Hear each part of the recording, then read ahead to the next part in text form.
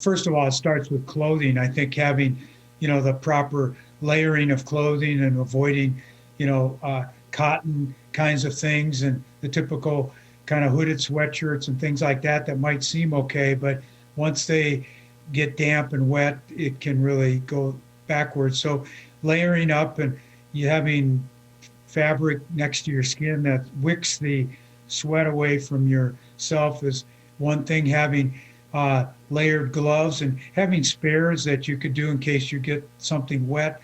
You could put them in a little pack and then have way to exchange. Particularly your hands and feet are very important, and then a lot of heat escapes through your head. So having a decent couple of hats is not a bad idea as well. And then certainly having a hydration, even though you might think in the winter time that you don't need to hydrate, though that's, you do expel a lot more energy in the wintertime. And so having a way to drink fluids and being prepared, and also, to eat before you go, and kind of just general things like that, so you don't get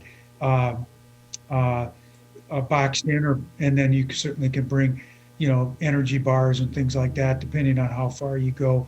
But, and, like I said, trying to keep your feet dry, and that means that having the right boots as well that are comfortable and that are either Gore-Tex or some other type of fabric that would repel moisture.